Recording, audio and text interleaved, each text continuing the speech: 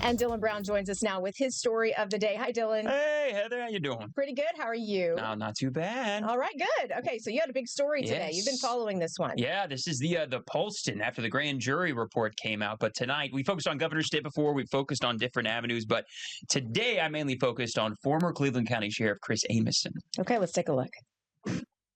When you have finished recording, you may hang up.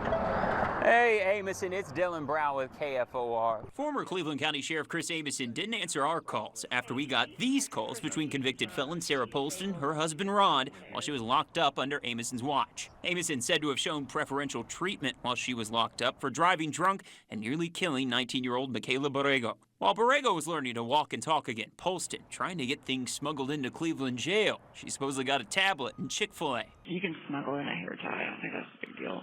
Okay.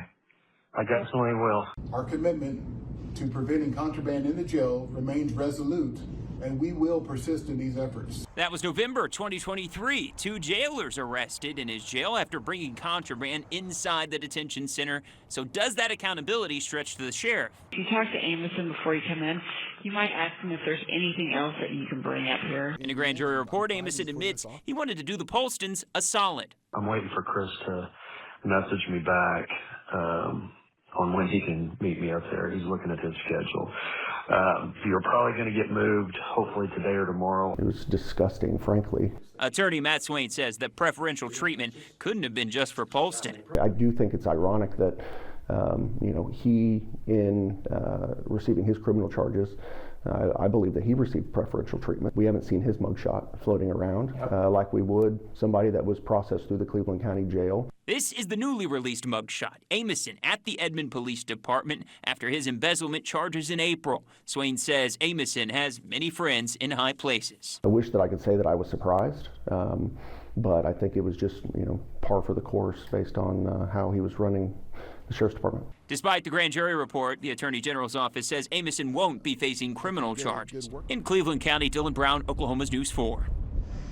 All right, Dylan. So we heard Sarah talking to her husband and asking him to ask Sheriff Amison at the time what else could be brought into the jail. So we know about the Chick-fil-A, the tablet, possibly a hair tie. What else? Yeah, hair tie, Chick-fil-A, a couple of things. There's like a list of things, but we don't know what else could have been brought in. That was the real question. And it brings up basically that smuggling question, right? November 2023, a couple of jailers were arrested for smuggling items in. A couple of them were cell phones. So did he just allow this to be brought in? Could criminal charges be brought on? That's the big questions there. Okay, so what about sleeping arrangements, though? Oh, yep. She at one point, I told you this earlier. At one point, she said the doors were slamming too loud inside. This is the phone calls. The doors were slamming too loud that she wanted to get moved to a quieter room. So I guess Chris, according to the phone calls, moved her to a different room so that she could get better sleep at one point. So definitely a lot of accommodations for Polston. Yeah. How are county leaders responding to all of this now? The Board of Commissioners actually got back to me not too long ago, and they're saying they're shocked. They didn't know any of this with this mistreatment, this preferential treatment was happening.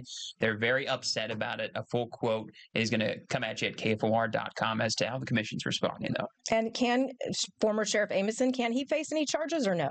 So, yeah, the AG's office, I asked that, and they said there are no criminal charges based on that grand jury report. But my question is, and I asked this, and I didn't hear back from them, could these phone calls lead to criminal charges? Well, we just talked about the smuggling thing. Mm-hmm. So I don't know yet. I kind of want to follow up on this and see if criminal charges could be pursued still. Of course, Amison, if you're out there, you give me a call. I tried today, went to his home. We'd love to talk to you, too. And maybe he will. Sometimes they do after the fact. Yeah, that's true. All right. Dylan, thanks so much. Thanks, Heather. All right. When we come back, we'll break down your weather.